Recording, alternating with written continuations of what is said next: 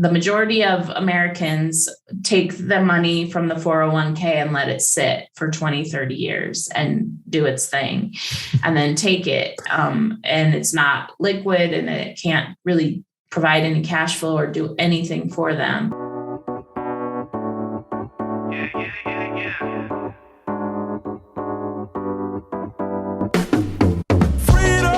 Welcome to the Going Long Podcast. We're back once again to continue to help to educate you so that you feel much more comfortable as well as confident investing beyond your backyard. I am your host, Billy Keels, and I am really looking forward to sharing today's conversation with you. And we're going to do that in just a second, but just a couple of things. Once again, we continue to move up the charts in terms of podcasts, thanks to you, our wonderful Going Long Podcast family, and largely because you continue to take action, you continue to leave us your honest written reviews as well as ratings. And if you haven't and you're listening to this and you know, hey, look, I've listened to a couple episodes and every single episode is awesome, or I've listened to every single one of the episodes and I still haven't had a chance because I kind of forgot. Just take a second, leave your honest written review as well as rating. Tell us what you love. Tell us what you'd like for us to change, what you'd like for us to see more of or do less of, because thanks to you, we continue to take on your feedback, adapt the podcast and make it the best possible podcast for you. Also, a number of you want to understand, how can you see every single episode, or you want to listen to the episodes? Just go to billykeels.com. When you're at billykeels.com, go over to the podcast tab and you can see every single episode we've ever done, listen to every single episode, and that way you don't miss anything. So once again, go to billykeels.com. Once you're there, just go to the podcast tab and you can see or watch every single episode, every single guest. So I know a lot of you are also accredited investors and you want to know more about what are some of the different things that we're doing, some of the topics we're talking about. And if you want to know more and you are an accredited investor, and if you don't know what that is, go ahead and take a look, just Google it. I know I've talked about it here a couple of times. It's either through net worth, through your income, and now there's a way that you can take a test. But check those out. And if you are an accredited investor, go ahead and send an email to aiclub@billykeels.com. Once again, that's aiclub@billykeels.com. And so I'm really looking forward to you checking out and listening and getting involved in today's conversation. We had a really great conversation today. When you are a business owner, or you're in your corporate job and you've had that, that famous less than 2% raise, and you've been, you've gotten the best achiever and all that other kind of stuff, and you just kind of feel empty. Well, you either have a choice. You can either, complain about it, or you can make the most of it. One way or the other, you need to make a choice in terms of what it is that you want to do and get the best possible outcome for your life. Well, today's guest was in a very, very similar place. Was very fortunate to have a father who gave her, some really just tough love kind of. And as a result, made some really, really important decisions, when able to kind of take life by the horns and just get out there, start her own business, was able to build her business. And then from there, decided to sell her business and is now living a life where she doesn't actually need to take a vacation from. So I know you're going to learn a lot from this, whether you're still in your corporate role or whether you're still thinking about getting involved in long distance investing, or you're just kind of getting started, or you just stumbled across the podcast. I know you're going to get a lot out of today's conversation with Stephanie Walter. So we're going to get to that in just a couple minutes. Whether you're an active investor or a passive investor, you really like your day job and you want to continue to go into your day job every single day feeling better, knowing that you've created the right options for yourself. At the same time, you just don't have enough time to really get your head around, spend all the hours investing long distance. Well, one way or the other, over the last number of years that I have been investing long distance, I've really understood a number of the major mistakes that you should avoid if you want to get to creating the right options for yourself much faster and being able to create more income sooner. And if you want to do that, if you want to understand more about that, I've made it really, really simple. You can just go to billykeels.com/7 mistakes to avoid. You can learn all the things that the 7 major mistakes that I've seen over and over again that I want you to avoid. Once again, you can go to billykeels.com/7 mistakes to avoid. Are you ready to unlearn what you've been taught about money so that you can actually transform your life? Then guess what? Today's the conversation that you're going to want to listen to until the very last word. I promise. You know why? Because today's guest, not only after 15 or 16 plus years in the insurance sector, decided that she wanted to sell her business and retire. That sounds really, really awesome. Today, she's a capital raiser, a syndicator, a 1031 exchange advisor, as well as a real estate investor. You know what? And it gives me great pleasure to welcome to today's conversation the CEO of Erbe Wealth, Stephanie Walter. Stephanie, welcome to the show. Hey, thanks so much for having me. I appreciate it. Hey, listen, one thing that I did want to ask you, did I pronounce it Erbe? Did I pronounce that correctly? Is correct. Yep, okay. That was it. Fantastic. Feels very European. And since I'm over here in Europe, you know, it's I'm sure there's a story there. So I'd love for you to share it with us. The thing is, Stephanie, I love to ask everybody the same 5 questions. You're going to get 2 in the beginning. You're going to get 3 at the end. And then in between, well, you and I are just going to talk about life and we'll see kind of where the conversation goes. So as long as you're open to that. You're open to that? Okay. All right. Yes. Sounds good. So listen, so the very first question I'd love to ask you, Stephanie, is where do you actually live in the US? I am in Denver, Colorado. I'm one of those rare people. I'm a native Coloradan. So I'm surrounded by transplants, but yes, I am a native here. Fantastic. Well, both my brother and sister were born in Denver, Colorado as well. But we haven't been back in quite a while. So Denver also has a special place in my heart. So thanks for sharing that. And the second thing is, what is the, I guess, most positive thing that has happened to you in the last 24 hours? I don't right away went to my son. He's 7 and he just started basketball. It was his first practice. And he was so on it. Like, I don't know what happened between 6 and 7, because 6, he was wondering, you know, where he should be and what he should be doing. And 7, he's just all out there. And that was, I watched his practice last night and that just made me so proud. Oh, that is and awesome. Happy. Yeah. Fantastic. Basketball mom. So that's that is awesome. Awesome. Well, listen, Stephanie, I give myself this impossible task, right? Which is try to tell your backstory in like 6 seconds. Almost impossible, because you have done so many different things and are continuing to help impact other people's lives positively today. So, you know what? Could you do us all some justice for the Going Long family and help to share your backstory in your own words? And also, if you could take maybe just a second or two to talk about some of the major decisions that you made along the way to get to this point in your journey. And then you and I will see kind of where the conversation goes from there. Yeah, sure. Thank you. My journey started out like a lot of people's. Right out of college, I got a job in the insurance sector as a claims adjuster. And I did that for 8 years and started getting really burned out. And then the final straw for me was my manager said, well, you're the best person at what you do. You handle way more than you should. But we're going to give you the best raise we can give you, which is 2%. And I went home to my dad, who was still alive at the time, and kind of talked to him. He's actually a 2nd generation entrepreneur. And he said, you can either accept this, you know, that this is the way that things are going to be, or you can make a change and work for yourself and be, you know, make your own destiny, basically. And so from there, I became an insurance agent. So building your own agency, which I loved doing. But I also invested in real estate at the same time, because I loved real estate. I just didn't have a real grasp of knowledge about it. I more did investing based on where I thought there would be growth in Denver. And luckily I was correct with a lot of my assumptions. But then in 2016, I was invited to a boot camp. And that's where they talked to me first about what a syndication was. And that blew my mind. I loved the idea of like a group of people buying something bigger than anyone could do on their own. And I was like sold at that point and just wanted to immerse myself and learn everything I could. So I did my first syndication in 2018 by myself, realized I never wanted to ever do a syndication by myself again, and found my partner who was aligned. We happened to be very aligned with our values and ethics and everything like that. And we started working together, and we're on our 8th deal right now. But working with The wealthy was very eye-opening. I mean, I work with people from all stages of life, but the wealthy definitely opened my eyes with the way that they viewed their money. And so I honestly, in my own life, changed the way that I was handling my money to reflect what they were doing.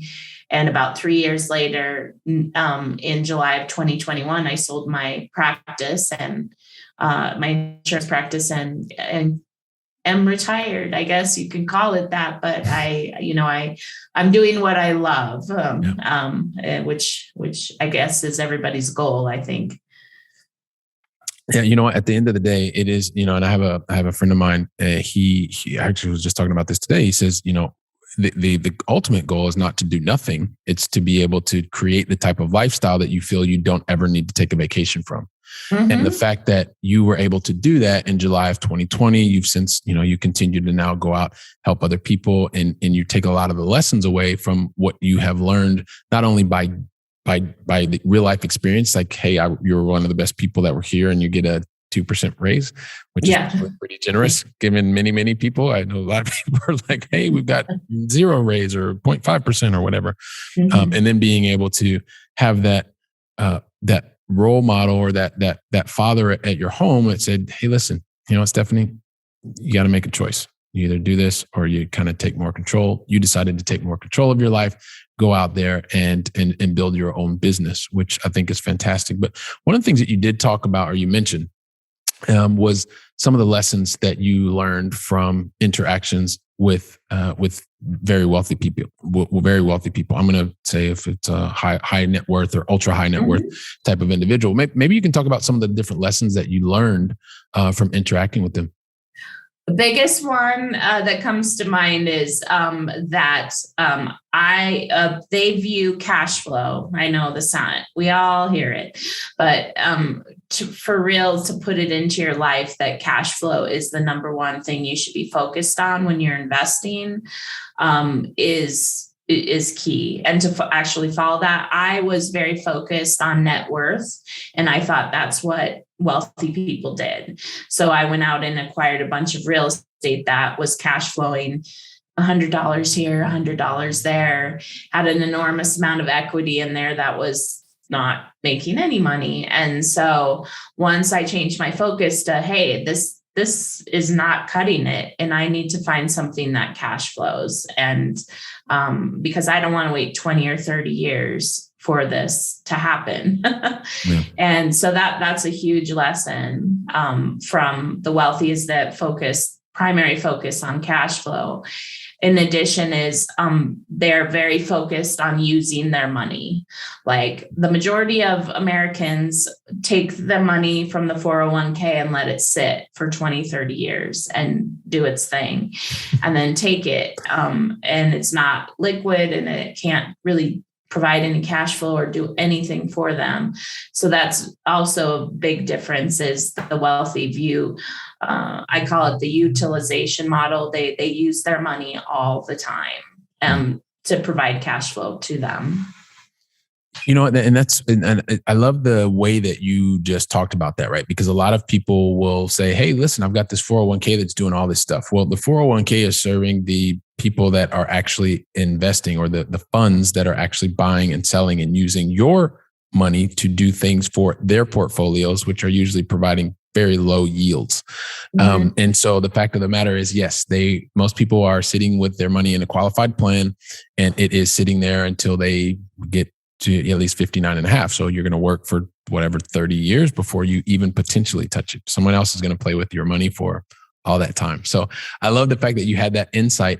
And, for some people that may seem pretty contradictory, where you say that people that are high net worth or the wealthiest 1% really focus on cash flow, right? Mm-hmm. Because they think, well, they've got all these, this wealth, and why are they not focusing on wealth? I guess when you had a chance to maybe talk to some of them, I guess maybe what lessons they were telling you, like why the cash flow was. It's probably very obvious for you and obvious for me, but maybe we have somebody who's on the treadmill today who's running, like, wow, I wouldn't think that wealthy people thought about that. Maybe just one thing that they were saying, why cash flow? What I learned that was most, like, I guess, I don't know. I learned a lot of things that changed my life, obviously, but this one's a big one, which is they look at, they invest largely in a primary market, in directly into what they want to invest in. So they're investing directly into a commercial building, whether that be an apartment building, that is like a business. They're investing directly in the team that's running that. They're investing, if not in those assets, they're investing in tangible assets like businesses, where they understand the business plan and what's going to happen. And I know that sounds, I don't know, different than what we're used to, because we invest, they're like diversify, get into a whole bunch of these mutual funds, thousands, or, however many there are, but you're really buying in the secondary market.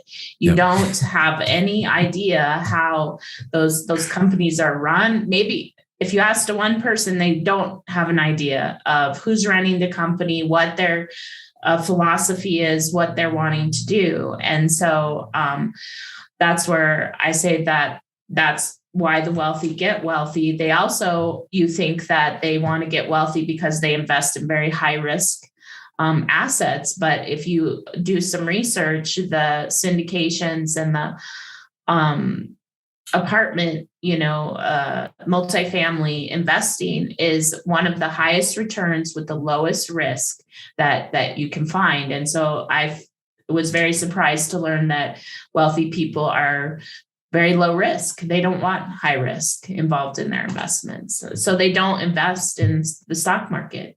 Yeah. So, and I love that you talk about that, because it really is about, number one, investing in things that they know, cash flow being something that is allowing them to then probably invest in other new things, but probably, and I just want to make sure that the Going Long family did hear you correctly when you said that most people that are investing in the stock market don't even realize that they are investing in a secondary market. So you're not actually directly investing in the company.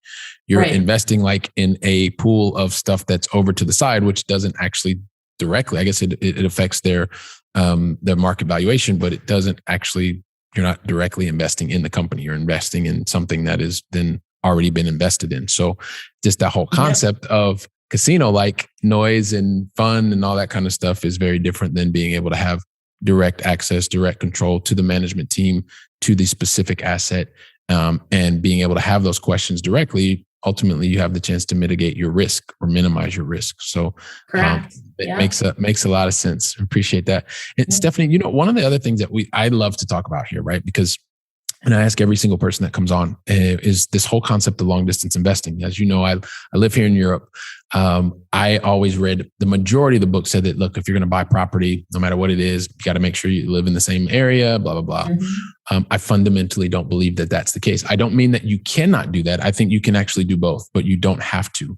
And so I'm always curious, just for the guests that come on to the podcast, that, when you look at it, and it can be active, it can be passive, but kind of like, what for you, one of the reasons to say, hey, look, I don't actually need to invest in my backyard, but can look to invest beyond my backyard and somewhere else? And that was actually just becoming more and more educated in what I was doing, because I had invested a lot in Colorado. But when you learn about, the research that goes on to buy a multifamily property when you're part of the management team, it is extensive. It is something that most people can't imagine, but it's also very doable if you know the right sites to go to. You can look up what sort of who's moving there, what's the population going to do, what are the industries that are there. Those are all things that someone could do no matter where they are in the world. And so for us, we love to invest in Florida, and that is we're on our 8th property there, and I live in Denver.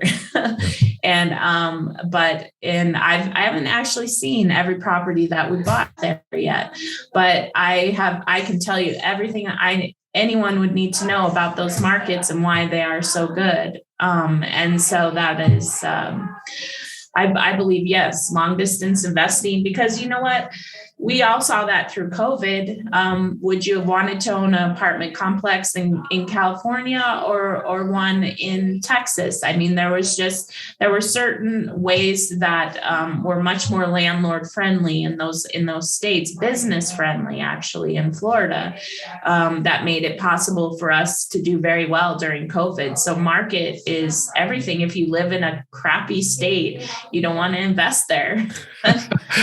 Right. And also too, one of the things, so we're going to help to define what a crappy state is, because those are the states that are the ones that are, more landlord friendly, and those that are less landlord friendly, and those that really are there to stimulate make economies and private investment and things like that, and ones that are definitely not. Because there are definitely maps and you can find it. And I love the fact that you talked about that, because it is one of the things, especially when you put on your investor cap, and whether you're doing it actively, as you've done, or you're looking to invest with someone passively, as you've also done, it's really important to understand, like, where are you investing your capital? And if you have the option to invest in a place that is much more landlord friendly, well, then you know what? It's probably a good thing for you to do that, because once again, by doing that, you're mitigating your risk. So I think that makes a lot of sense.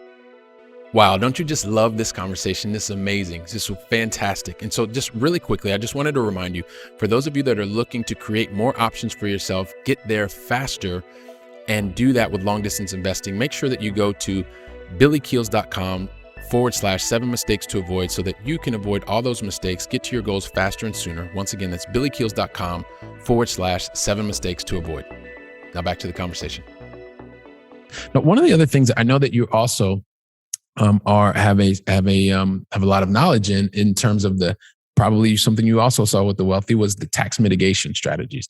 And so we've not really talked about it a lot, but could you maybe just give a high level overview of what exactly is the 1031 exchange? Because maybe a lot of people don't know exactly what that is.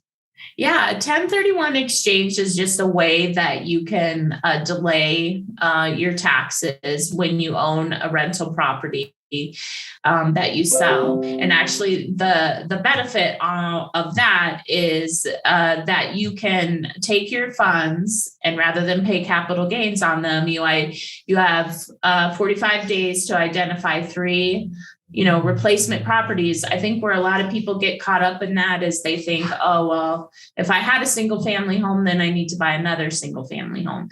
It's actually any type of real property. You can even, depending on the size of your 1031, get into a syndication. It just needs to be set up as a tenant in common. But the benefit, and then the goal, it's very time sensitive that you need to close within 180 days. And so once you've done that, then you manage to delay your taxes. Now, they're talking a little bit about, in America, about changing, how much you can delay and all that good stuff. But there are so many other tax strategies that the wealthy use and are available in real estate. I always bring up cost segregation. Most people have never heard of this, and it's such a valuable tool. It's basically, the easiest way to explain it is you usually depreciate your, rental over, 27 or 39 years. This strategy, when you're buying larger pieces of real estate, we basically speed up depreciation to 1, 5, 7 years. But that can mean a lot of tax savings. I mean, on the property we just closed, it meant people that invested like $100,000 got a $43,000 tax liability, write-off on their taxes for the next year. And so it's pretty significant. So a lot of times that can even replace the segregate or the 1031, if the 1031s ever go away, which you don't know. Yeah, that's one thing. And none of us ever know what the actual legislation will happen, what laws will be put into place. We know that they can always talk about that they want to make proposals, and they want to do many different things in terms of the politicians, that what they want to be able to do. And then, we have to see how people vote. But in the meantime, we talk about things that we do know that exist today, which, and depending on when you're listening to this, hopefully it's still things are in the same situation, but you have tools. Once again, I love how you put that, tools that you can use to help you in terms of optimizing your tax efficiency, as well as either deferring it or just completely getting rid of it. And so one of the things I always like to say, Stephanie, of course, you're sharing just ideas, you're sharing things that you have seen. But one of the things that we always say to everybody in the Going Long family is, if you want to understand how these tools can be used in your specific situation, make sure that you speak to your tax professional or reach out to someone who is an exchange and 1031 exchange advisor, or someone who can actually help you in your specific situation. So, there's a lot of different things. So listen. So one of the things that we see over, and if you're not watching the video version, you need to kind of go and check us out on the video version, because Stephanie's got over her right shoulder, she's got this nice logo. So I would love for you to tell us maybe a little bit more about Erbe Wealth before we get into the Going Long final three. Yeah. No, I created this company, and largely I capital raised. That's what I love to do. And Erbe came from a German word meaning legacy. And my father actually was a second generation German. His father, my grandfather, came over from Germany and was sponsored as an immigrant to work in a farm. And back then you paid your debt to the farmer by, doing your work. And then once that was paid off, he went out and he opened several businesses and was really, an entrepreneur. And then my dad took that lesson from him. And then of course I took it from my dad. And I think a lot of this is probably easier for me to start a company because I saw that it could be done. So I definitely wanted to give a nod to my dad, which I feel like I'm part of his legacy and trying to build a legacy for my clients of wealth. Wow. And I'm very passionate about, I work with wealthy people, but I also work with people that are, not in different stages of their wealth building, to just let them know it's possible, just to do a couple changes to their mindset and your life can be dramatically different. That is really, really awesome. So appreciate you sharing the backstory on Erbe Wealth and Legacy Wealth. And that's a nice tribute to your father, and also the way that you are continuing to go out and affect other lives. So listen, like the conversations go by super fast. And the thing is, we kind of have to get to the Going Long final three, Stephanie. But the thing is, I never ask anybody unless you tell me that you're ready for me to ask you the Going Long final three. Are you ready? I'm ready. All right. I knew you were going to say that. Awesome. So listen, so the very first question is, we started with you over in Colorado. I'd like to bring it back to my side of the pond now. And since you have some European roots, I got it out already. You have European roots. I'd love for you to share with the Going Long family, what is your favorite European city, either that you visited or still on your bucket list to visit? I told you I've been to Spain. I do want to go to Barcelona, which is where you are, and some places in the southern part of Spain. I love the culture, I guess, and the socialness. That's what I really remembered when I was in Madrid, is like no one's at home at night watching TV. They're all out talking to each other. And I'm like, we would be such more of a healthy society if we, did more of that here in the US. Yeah. So we give the nod to Madrid, or do you want to give it to Barcelona? Barcelona, for Barcelona. Sure. Okay. Yeah, all right. Awesome. Okay. Awesome. So, and now we're in touch. When you're over here, let me know. We'll connect. Yes, we'll connect when you're here in advance, which will be awesome. So here's the other thing, Stephanie. And so one of the things that I've noticed about really successful people, and you're a successful person, is that really successful people have this one thing in common. Like they always just, they've got to be successful because they never made any mistakes, which is why they get to the, did I just say that they made, okay, I think I did. We make mistakes. But it maybe it's a little bit by design, by the way. It's a little bit by design. So kind of all jokes aside, everybody makes mistakes. And the reality is, really successful people, they make a whole lot more mistakes than most people, a whole lot more. The thing is that they really do one thing very, very differently. And I'm sure that you do this as well, which is stop, learn from the mistake, and put actions in place to try to minimize that mistake from ever happening again. So can you share with the Going Long family, not the mistake, but what is the one lesson that the Going Long family needs to hear today to help them be able to move forward faster? Don't don't go at this alone.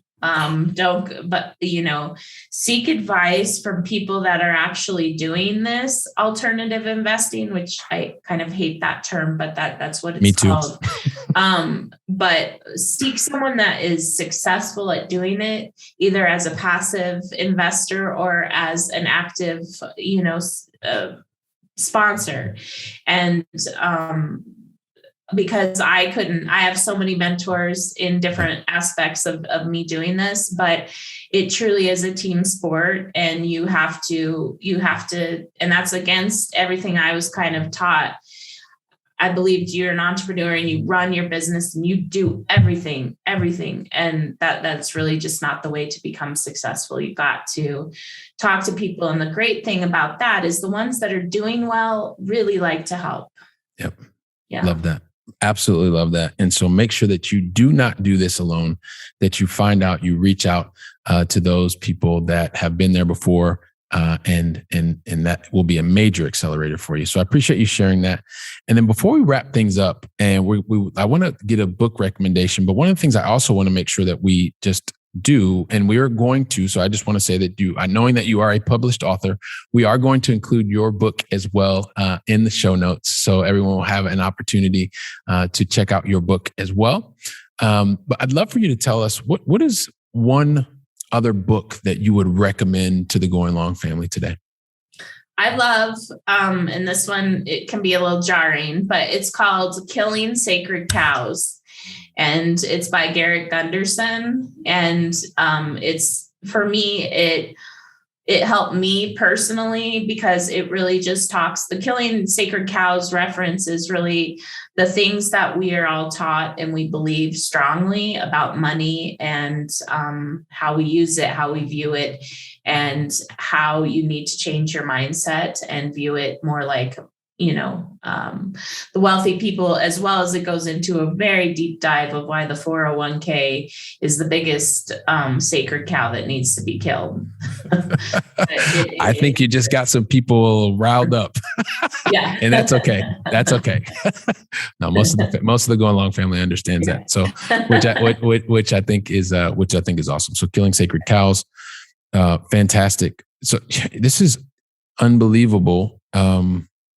Because the conversations just they go by so fast, so fast, Stephanie. I mean, look, when you talk to us about just from the very beginning, as you were in your role, you decided, well, after a 2% pay increase, like, hey, look, something else has got to happen. You're fortunate, like I mentioned before, you talked to Dad. Dad said, look, either complain about it or take control over it. You decided to take control over it. You decided to go out, build your own business, build your own book of business, understand what it's like to be an entrepreneur, see what it's like. And then you got to a point where you said, hey, look, you know what? It's time for me to go ahead and retire and just do something that I really love doing every single day. So you created that life that you're going out, you're impacting others, and you don't really need a vacation from the life that you have now created and are continuing to go out and positively impact other people, and have even been able to create legacy wealth and Erbe Wealth today, as you continue to help other people. So I know that I'm motivated to know more about you, talk more with you, and I'm sure the entire Going Long family is. So could you help us understand what is the best way for the Going Long family to reach out to you, to find out more about you and get involved in the things you're doing? Yeah, you can go to my website, which is www.erbewealth.com. And there's so much content there. I just put up a report that is the 5 reasons that passive investing might be for you, and really goes through a lot of different reasons, but there's tons of other content on that as well. But yep, you can reach out to me and I'm happy to talk to you. All right. Fantastic. So head over to Erbe Wealth. It is, as Stephanie said, and we'll include a link in the show notes. So we'll make it very easy for everybody. So just go over and click, and you'll be able to find out more about what Stephanie's doing, and be able to reach out and connect with her there. So Stephanie, I just want to say thank you very much for investing your time with me and the entire Going Long family today. Thank you so much. Well, thanks for having me. It's been a great conversation. Okay, my pleasure. and also to the Going Long family, thanks so much for investing your time with Stephanie and I today. It's been fantastic. And I'm really looking forward to welcoming you back on the very next conversation. So until then, go out and make it a great day. And thank you very much. Wow, don't you love hearing from top-notch experts in the field? You know, when I was getting started, I really wish that I would have had access to such experts. And even more, I wish they would have given me like a really simple list of things to follow so that I could have gotten to my goals much faster and been much happier even sooner. So that's why I've created for you the 7 things that you should avoid in order to be successful in long-distance investing. And you can pick that up really easily by going to billykeels.com/7 things to avoid. And also, if you liked today's episode, don't forget to leave a 5-star review. I'm looking forward to seeing you on our very next episode, so go out and make it a great day.